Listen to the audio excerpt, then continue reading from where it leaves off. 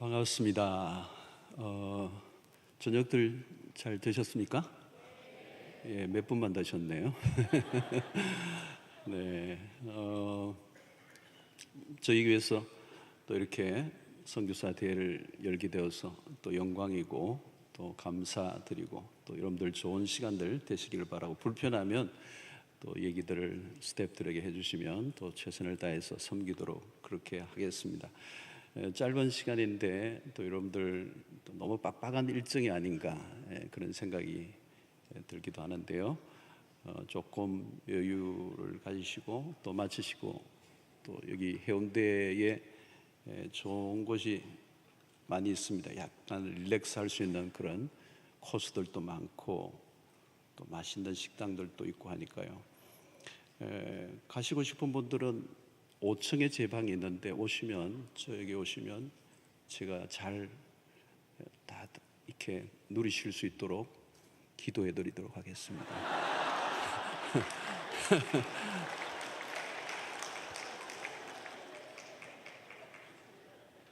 네. 근데 저에게 지금 주어진 시간이 25분이거든요. 25분이라서 설교를 하기에는 충분하지 않아서 어떤 얘기를 또 나눠야 될지 그런 또 생각이 드는데요. 오늘 이제 읽었던 이 본문의 이 사도행전 마지막 절 두 구절을 읽었습니다.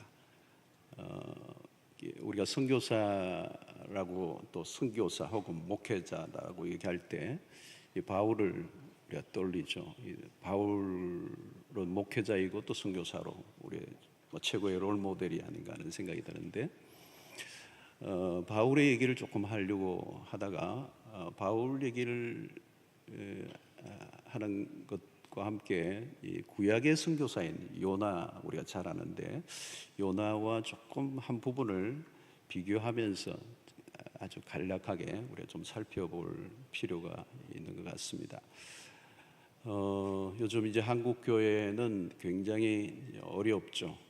만나면 전부 다 어려운 얘기만 합니다. 교회가 어려우면 선교도 어려운 거잖아요. 그래서 어떤 면에서 같은 배를 타고 있는데, 이번 또 이런 집회들이 하나의 변화의 변곡점이 될 수 있으면 좋겠다는 그런 생각이 들고, 또 하나님의 역사는 우리가 하는 것이 아니니까 하나님이 하시는 것이기 때문에 우리 결론은 하나님이시고 또 복음의 능력이 있기 때문에 결국은 딜리버리를 하는 사람들이 누군가, 이제 그게 굉장히 중요한 것 같아요.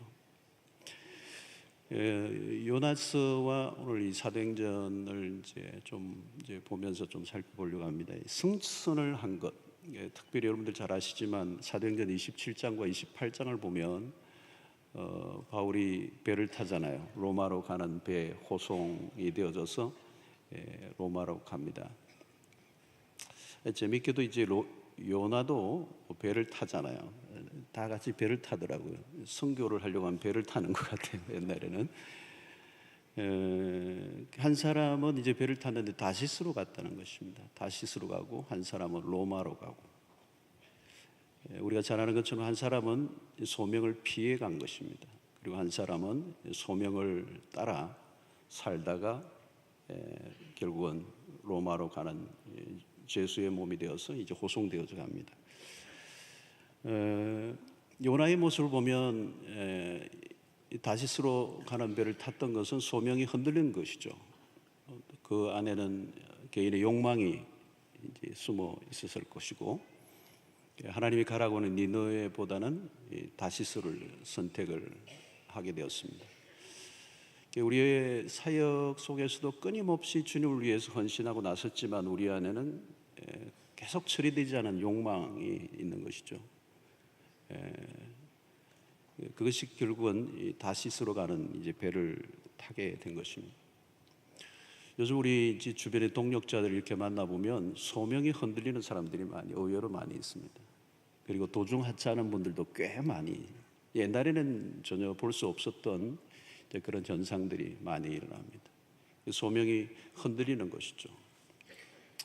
사실은 소명의 길이라고 하는 것은 위험한 것이 사실입니다. 폴 틀립이라고 하는 사람이 위험한 소명이라는 책을 썼습니다마는 그 책에도 아주 자세하게 그런 부분을 다루고 있습니다. 소명은 변질되기 쉽다는 것입니다. 처음에는 다 하나님을 위해서 부름을 받고 최선의 그 경주를 하지만 가끔 그 길에 변질이 이제 일어나는 것이죠. 자, 오늘 여기 보면 이 요나스를 보면 요나는 자의에서 배를 타고 갔는데 배 삭을 선가를 주고 탔다 그랬습니다. 이 바울은 타이에서 갔고 그런 제수인 덕에 공짜로 갔습니다.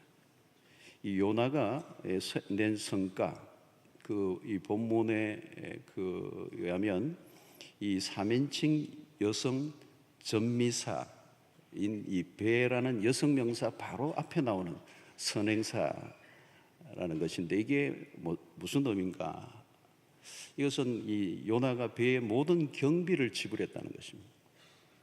자기의 배삭만 낸 게 아니고 원어적 의미로 좀 거슬러 올라가면 그 다시스로 가는 배의 삭슬 자기가 다 지불했다, 그런 의미가 포함되어 있습니다. 결국은 여기에서 우리가 느낄 수 있는 것은 이 요나에게 돈이 있었다는 거예요. 이 돈이 어디에서 나왔는지는 모르겠지만 이 돈이 있었다는 거예요. 돈도 그냥 조금의 돈이 아니고 상당한 돈. 아마 이것이 소명의 길을 가는데 변질을 가져오게 하는데 상당한 원인 제공이 되었을 거라고 보는 것입니다. 사역에 있어서 돈이 너무 없을 때도 문제이지만 더 위험한 것은 돈이 있을 때. 참 우리가 사역을 하다 보면 언제나 돈의 문제가 절실하잖아요. 돈이 좀 많으면 마음껏 좀 사역을 하고 싶은데 이 돈이 늘 이렇게 딸랑딸랑하면 불안하고, 그런데 돈이 없을 때보다 돈이 있을 때가 훨씬 더 위험한 것입니다. 오늘날 우리는 이 세속화의 급류가 아주 급류죠. 엄청난 세속화에 휘몰아치는 것 안에 우리가 들어와 있습니다. 이 온 세계적이죠. 온 세계적. 이것은 기독교뿐만 아니라 모든 종교가 가장 상대하기 힘든 힘은 이 세속화입니다. 이 세속화는 영적인 집중력을 잃어버리게 한다는 거예요. 영적인 집중력을 잃어버리게 한다. 그리고 이 세속화가 초심을 유지하기 힘들게 만든다는 거예요. 초심을 유지하기가 너무 힘들어요. 여러분, 하나님의 낯을 피하는 것이 하루아침에 일어난 것은 아니죠. 이 변심이라는 게 하루아침에 일어난 것이 아닙니다. 굉장히 서서히 자기도 모르게 자신을 무너뜨리는. 요즘 여러분 뭐 이 핸드폰이라든가 이런 영상 매체들 이 얼마나 대단합니까? 이제는 뭐 어디든 다 터지잖아요. 다 들고 다니잖아요. 클릭만 하면 모든 세상의 정보가 다 들어오는. 이런 것들이 우리도 모르게 영적인 집중력을 다 잃어버리게 만듭니다. 우리의 영성을 깎아먹는. 이 세상의 문화의 이 문명의 엄청난 이 화려함들이 우리의 영혼을 막 흔들어 놓는 것이죠. 그래서 한국교회 목회자들도 보면 이제 비즈니스맨과 같은 정말 구도자적인 영성을 가지고 하나님과 더 깊은 세계로 나아가는 말씀과 기도에 침잠하는 그런 노력보다는 그냥 그 사역에 휘몰아치는 사역에 활동성, 과잉 활동성, 많은 사역은 하고 많은 프로그램은 돌아가는데 지쳐 있는 매니지먼트를 하고 그거 정말 깊이 있는 어떤 영적인 추구가 없는 이 빈수레가 돌아가는 듯한 그런 사역을 할 때가 많습니다. 그러면서 우리는 목회의 성공을 많이 꿈꿨죠. 또 그런 목회 성공의 그 허영을 부추기는 일에 또 대형교회가 또 어느 정도 역할을 많이 한 것이고. 자, 여러분, 이 성과를 내고 이렇게 배를 탔다는 것입니다. 근데 바울은 정말 한 푼도 안 들이고 그 로마로 가는 이 특혜를, 그리고 그 위험한 이 바울을 죽이려고 하는 수 없는 그 위협이 있는데 그 호의를 받으면서 아주 편안하게 로마에까지 입성할 수 있는 길을 하나님이 열어주시는, 로마도 보아야 하리라고 하는 그 꿈이 하나님의 독특한 방식으로 하나님의 완벽한 계획 속에서 돈 하나 들지 않고 그 소명의 길을 가도록 하나님이 이끌어 주시는 것을 보여주고 있습니다. 자, 여러분 여기서 이 풍랑을 만나죠. 27장, 28장 이 앞에서도 풍랑을 만납니다. 풍랑을 만나요. 자, 요나로 인하여 풍랑이 일어나서 모두가 죽게 돼요. 죽게 될 위기에 빠집니다. 바울도 마찬가지. 근데 그 바울이 탄 배는 바울로 인해서 그 풍랑의 위기에서 모두가 살게 됐습니다. 이 풍랑을 통해서 이 진위를 가려내시는 거죠. 풍랑은 위기입니다. 가끔 우리의 삶에, 우리의 사역에 풍랑이 닥치면서 우리가 누구인가를 확인시켜 주는 것입니다. 자, 한 사람은 모두를 위기로 몰아넣는 주범이 되었습니다. 잘 가던 그 배가 그냥 풍랑을 만나서 다 죽게 된 것이죠. 그러나 한 사람 모두를 살리는 그 생명의 은인이 된 것입니다. 자, 여기서 우리는 언제나 이게 오늘 우리의 늘 관심이 리더가 누구인가라고 하는 것입니다. 리더가 누구인가. 요즘 이제 한국 교회 안에는 사고는 누가 치느냐면 목회자가 치는 거예요. 요즘은 어떻게 얼굴을 들고 내가 목사다라고 얘기하기가 어려운 그런 시대를 살고 있어요. 교회에 어려움을 주는 사람이 누구냐? 그 목회자 때문에, 지도자 때문에 교회가 어려워요. 누가 초신자 때문에 교회가 흔들렸다 얘기 들으신 분 계시면? 한 사람은 없어요. 성도들의 문제가 아니라, 성도들의 문제가 아니라 리더로 인하여 고통하는 시대라는 거예요. 오늘날 리더의 고통, 리더의 부재, 리더가 누구인가. 어느 청년부에는 청년 사역자가 없어서 너무 힘들어했어. 근데 없으니까 막 자기들이 열심히 기도해서 막 아이들이 영적으로 더 뜨거워졌어. 그리고 부흥이 됐어. 그러면서 자기들이 청년 사역자를 보내달라고 막 기도를 열심히 해서 사역자가 왔어요. 온 이후로 청년이 줄어들기 전. 청년부가 힘들은 리더 때문에 또 힘들어져요. 리더가 일을 더 복잡하게 만들 때가 많다는 거예요. 자, 하나님은 풍랑을 사용하셔서 요나의 소명을 다시 일으키시고 또 바울 역시 이 소명을 더 견고하게 다지는 일을 이 풍랑을 통해서 하신 것입니다. 이 풍랑은 필요한 것입니다. 자, 요나는 불신자에게 야단 맞는 선교사예요. 막 꾸지람 반응하는 거죠. 바울은 불신자들로부터 신뢰를 받는 거죠. 신뢰를 받는 거죠. 27장 사도행전 27장 11절을 보면 백부장이 선장과 선주의 말보다 더 믿더라. 멋있는 말이에요. 이 백부장이 선장과 선주의 말보다 바울의 말을 더 믿더라. 오늘 세상에 매를 맞고 있는 교회예요. 세상에 염려를 안기는 교회. 바울은 달랐어요. 세상의 혼란 가운데 들어가 길을 제시하고 대안을 내놓고 그들을 바르게 이끌어내는 기가 막힌 리더십의 모습을 보여줍니다. 요즘은 그런 얘기예요. 사고만 안 쳐도 잘하는 목회다.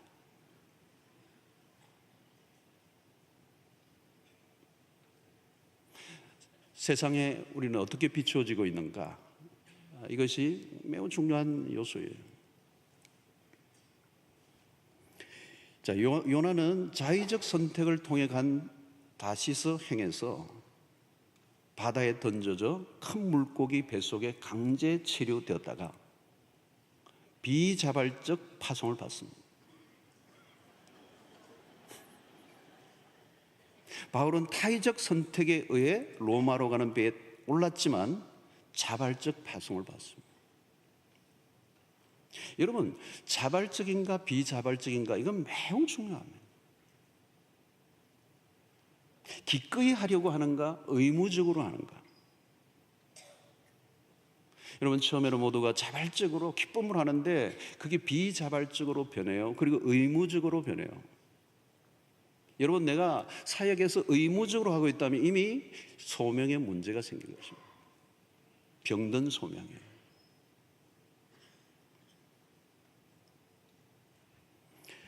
자, 요나는 계속해서 보면 그는 억울한 선지자의 모습, 선교사의 모습을 보입니다. 박능쿨로 인하여 짜증을 내는 모습 등을 보면 그는 즐거워 보이지 않아요. 수많은 사람들이 회개하고 주께로 돌아오는데도 불구하고 그는 즐거워하지 않아요. 무엇인가 억울한 듯 행복하지 않는 사명자처럼 보입니다.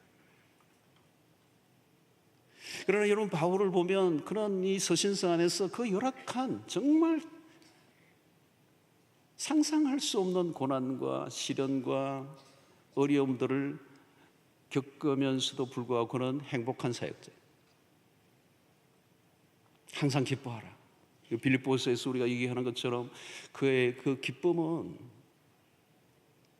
자기도 기뻐하지 않으면서 감옥 바깥에 있는 사람을 향하여 기뻐하라고 얘기했을 리가 없어요. 그런 깊은 그런 행복한 사역자였어요.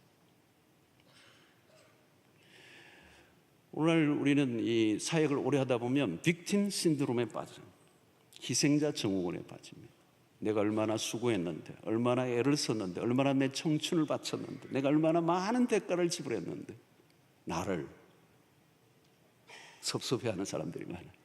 선교사들에게도 있고 목회자들에게도 있고 은퇴하면서 하시는 분들도 계시고 요즘 전부 다 그 싸움이에요, 여러분. 그래서 다 끝내고 난 다음에 사고 치는 분들이 너무 많아요. 빅팀 신드롬에 빠지는 거, 희생자 증후군. 빅터 신드롬이 돼야 돼요. 승리자 증후군이 있어요.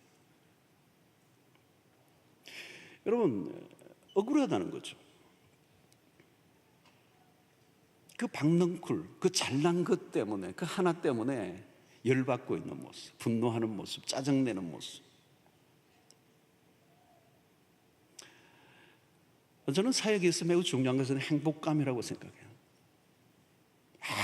아무것도 주어지지 않아도 그리스도의 복음을 내가 알게 되고 구원을 얻게 되고 하나님의 자녀가 되고 뿐만 아니라 이 예수의 복음을 전할 수 있는 특권을 주시고, 황홀한 것이잖아요. 황홀한 것이죠. 복음을 위해 산다는 자체가 황홀한 것이고 행복한 것이죠. 자, 여러분, 오늘 내 사역에 기쁨이 있는가? 이거 잘 점검해 봐야 합니다. 나는 정말 행복한가? 그런데 여러분, 사역이 잘 안 되고 변화가 없고 그러면 어때요? 지치잖아요. 그러면 희생자 증후군에 빠지고 내 주변의 사람들이 나를 도와주지 않는 것 같고 나에게 협조하지 않는 것 같고 내가 이렇게 힘들고 고생하는 이유가 이 인간들 때문이라고 생각하고, 최근에 제가 아는 어느 사역자가 젊은 담임 목사인데 주변의 사람들을 너무 힘들게 한다는 이 얘기를 들었어요. 사람이 굉장히 순하고 좋은 사람인데 주변의 사람들을 막 야단친다는 거예요. 정말 그래? 그 양반이 그런 사람이 아닌데? 힘들어지니까 자기도 모르게 자기중심적이 되는 거예요. 내 일에 협조를 하지 않는다고 생각하고 많은 사람들을 막 몰아가는 것입니다. 주변에 탓하는 것이죠. 요나는 행복이 없어요. 그러나 바울은 행복감에 꽉 차 있어요. 여러분, 이번에 이런 시간들을 통해서 여러분들 동역자들과 함께 또 좋은 시간들을 가지면서 그리스도 안에서 행복해야 될 이유들을 다시 한번 확인하시면서 기쁨이 확 다시 살아나고 행복감이 넘치고 정말 예수로 인하여 내가 살고 싶은 그 열망이 가슴에서 막 북박쳐 올라오는 그런 은혜가 있게 되기를 바랍니다. 혹시 여러분 지쳐있는 분들이 있으면 좀 이렇게 가까이 다가가시고 사실 사역이 쉽지 않은 거잖아요. 자, 요나와 바울 두 사람은 비슷한 경험을 했습니다. 요나는 강제로 물고기 뱃속에 감금을 당했어요. 수종신학교 3일 과정. 바울은 사도행전 9장에서 다메섹 도상에서 일시적으로 역시 생포를 당합니다. 사흘 동안 보지도 먹지도 마시지도 못했어요. 바울은 보니까 노상신학교 출신이에요. 과정은 3일이에요. 다 똑같아요. 두 사람 다 강제 체포 영장이 발부된 요주의 인물들이에요. 공통점은 일시적 사로잡힘이에요. 영적 감금 상태.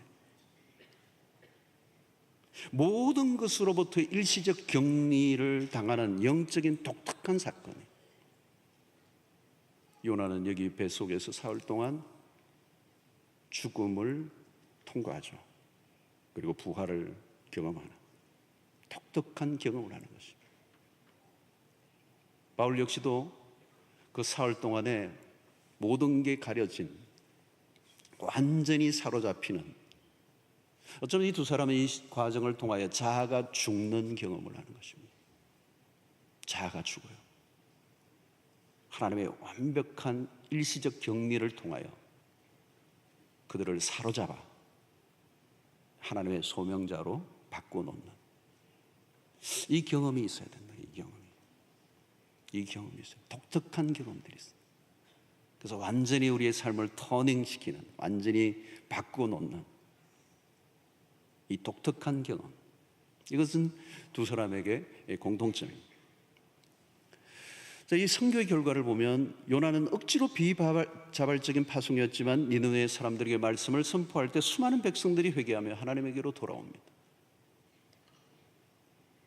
또 바울 역시 죄인으로 호송되어 갔지만 바울의 가슴에 집힌 그 복음의 불길이 로마에 옮겨 붙죠. 오늘 마지막에 이 28장 보면 수없는 사람들이 이미 죄수로 감금된, 가택에 감금되어 있는 상태임에도 불구하고 수없는 사람들이 찾아오고 매여져 있지만 많은 로마의 그런 호위병들을 접촉하는, 복음을 전하는 이 바울의 심장에 뜨거운 이 복음의 불길이 옮겨 붙는 사건들이라. 마침내 로마가 뒤집어지는 그런 역사가 일어났죠. 전승에 의하면 60년경에 로마에 입성을 하고 62년에 또 그 감금에서 풀려나고 64년도 정도에 순교를 당한 것으로 알려져 있습니다. 바울의 선교는 누구도 정접할 수 없는 열매를 맺은 것입니다. 자, 우리는 여기에서 선교사의 자격이나 우리 사역자의 자격이나 능력 유무에도 불구하고 선교는 하나님이 하신다. 참 말도 안 되는 그런 감정으로, 그런 태도로, 그런 모습으로 가서 외쳤지만 니느웨 사람들이 회개하고 죽기로 돌아와요. 로마의 죄인으로 묶여져 갔지만 그 바울의 입술을 통하여 로마의 복음이 흘러가는 위대한 역사들이 일어나는 것을 보면서 결국은 선교는, 하나님의 일은 하나님이 하신다. 인간의 실수로 인하여 하나님의 사역은 결코 실패되지 않는다. 자, 여러분, 그것이 왜 그럴까요? 사도행전 1장 8절에 우리 주님이 하신 말씀이 오직 성령이 너희에게만 심한 너희가 권능을 받고 예루살렘과 온 유대와 사마리아와 땅 끝까지 이르는 내 증인이 되리라라고 하는 이 말씀의 성취, 하나님의 약속, 이것은 거침없이 그냥 아무도 막을 수 없이 흘러가는 거예요. 시간 되는 걸 계속 알려주니까 가슴이 뛰어요. 5분 남았답니다. 제가 알아서 할게요. 그만두세요.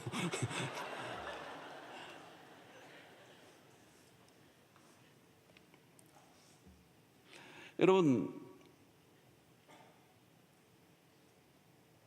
요나와 바울 결국 사람이죠. 사람. 하나님의 명령에 불순종하여 도망을 치다가 풍랑을 만난 요나와 하나님의 명령에 순종의 길을 가다가 풍랑을 만난 바울은 전혀 다른 모습입니다. 그럼에도 불구하고 하나님은 그 풍랑을 이용하여 하나님의 뜻을 이루어내십니다. 요나 반드시 물고기까지 동원해서 집어넣어 반쯤 죽여놓고 다시 살려내고 그 길을 가게 하시는 하나님. 수없는 우여곡절과 반대와 많은 일들이 있지만 결국은 하나님은 이 바울을 로마로 보내시는 거예요. 로마, 그 역사의 중심부에 있는 로마로 보내시는 거예요. 어떤 일이 있어도 보내시는 거예요. 하나님의 미션, 하나님의 역사는 멈추지 않고 어떤 방법, 어떤 방해, 어떤 난관, 어떤 시련, 어떤 풍랑이 일어도 반드시 이루어내시는 하나님. 그분이 위대하신 거죠.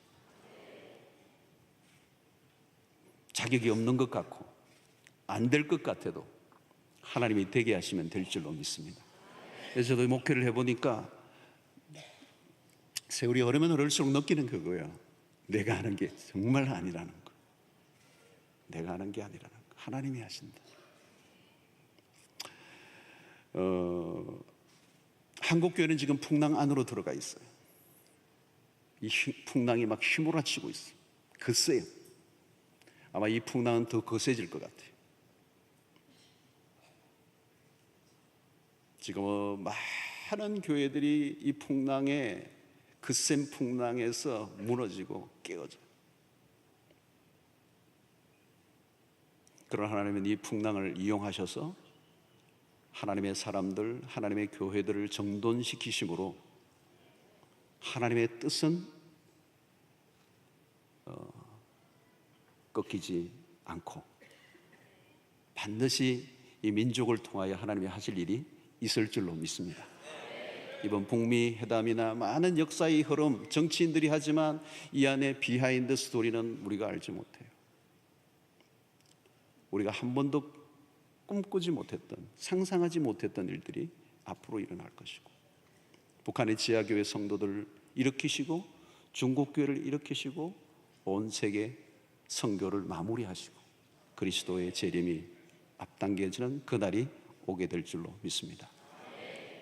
한국교회 전성기 70년, 80년대 그 전성기들, 여의도에 수백만이 모여 내가 선교하겠다고 헌신하고 일었었던 그 뜨거움, 그러나 이런 지금은 많이 쇠퇴했지만 하나님은 다시 일하고 계시는 줄로 믿고, 여러분 사도행전 1장을 보세요. 참혹합니다. 1장은 참혹해요. 실패해버린 제자들, 아무것도 없어요. 그런데 2장이 오면서 성령의 오순절 사건, 강력한 역사들이 일어납니다. 1장과 2장은 상상할 수 없습니다. 사도행전 8장에 핍박이 일어나요. 흩어져 버려요. 끝날 것 같았습니다. 그러나 9장에 사도 바울의 회심이 일어납니다. 위대한 역전이 일어납니다. 가장 힘든 순간, 가장 위대한 하나님의 역사가 준비되어 있는 거죠. 오늘 기독교 역사가 우리에게 말해주는 게 그것입니다. 실패한 제자들, 절망적인 상황, 그러나 하나님의 성령이 임하시고 새로운 반전을 일으키셔서 그 시대의 모든 것을 뒤집어 엎는 이 전복적 역사가 일어났습니다. 사도행전도 마찬가지. 앞부분보다 끝은 왠지 허술해 보여요. 그 화려한 등극보다 왠지 용두사미처럼 지나가 버리지만 사도행전 1장 8절에 이 계속 진행형, 하나님이 하심으로 마침내 로마를 복음 앞에 무릎 꿇게 했던 그 위대한 역사는 오늘 또 우리의 삶 속에, 우리의 민족 속에, 우리 한국교회 선교 외에도 다시 일어나게 될 줄로 믿습니다. 세속화, 세상에 길들여진 적당한 직업적 사역자의 냄새가 나는 사람이 갈 곳은 없어요. 우리는 요나는 세련된, 그리고 자기 일에 나름대로 모든 사람들에게 좋은 평판을 받고 있는 사역자인지 모르지만 그런 직업적인 사역자였습니다. 세상에 길들여져 있는, 세속화에 길들여져 있는 사역자의 모습일지도 몰라요. 바울은 당시 유대주의의 낡은 전통, 종교의 틀을 허물고 예수의 복음으로 낡은 가죽 부대를 터뜨리고 나온 밀도 높은 새 포도주와 같았습니다. 이 원색적 복음에 사로잡힌 다소 투박했던 사도 바울, 그를 통하여서 하나님의 위대한 역사가 일어난 것처럼 조직도 없고 시스템도 없고 자원도 없고 건물도 없고 아무것도 갖추어지지 않아도 마치 사도 베드로와 요한이 얘기했던 것처럼 응가 그는 내게 없거니와 내게 있는 것으로 내게 주노니 곧 나사렛 예수의 이름으로 일어나 걸어라. 그 예수 그리스도의 이름, 그 복음의 능력, 바울은 끊임없이 나는 이 십자가의 이 그리스도의 십자가 외에는 내가 자랑할 것이 없다. 나는 이 그리스도의 십자가 외에는 더 알고 싶은 것도 없다. 복음에 완전히 사로잡힌 이 복음의 능력을 믿고 이 복음이 모든 믿는 자에게 구원을 주시는 하나님의 능력이 됨이라. 이 능력이 두나미스, 폭발력, 다이나믹, 강력한 역사, 이 복음은 오늘 또 유효하고 세상을 바꾸어 놓았던, 로마를 바꾸어 놓았던, 서구의 사회들을 바꾸어 놓았던, 한 도시를 뒤집어 놓았던, 이 1907년에 평양에 일어났던 뒤집어 놓았던 그 놀라운 이 복음의 능력, 그 복음을 우리가 알았고 그 복음을 전하는 도구로 우리를 부르셨습니다. 이제 우리가 그 일에 다시 한번 일어나 한국교회가 이번 이 집회를 통해서 한국교회의 새로운 회복과 변화와 전환점이 일어나는 역사가 있게 되기를 바라고 여러분들이 그 일에 아름답게 쓰임받게 되기를 주의 이름으로 축원합니다. 하나님 감사합니다. 오늘 또 우리에게 주신 이 귀한 시간들을 통하여 주님이 말씀하시고 우리가 그 말씀에 온전히 반응하여 우리가 하나님의 나라에 귀하고 아름답게 쓰임받는 도구들로 사용되게 하여 주시옵소서. 예수님의 이름으로 기도하옵나이다. 아멘.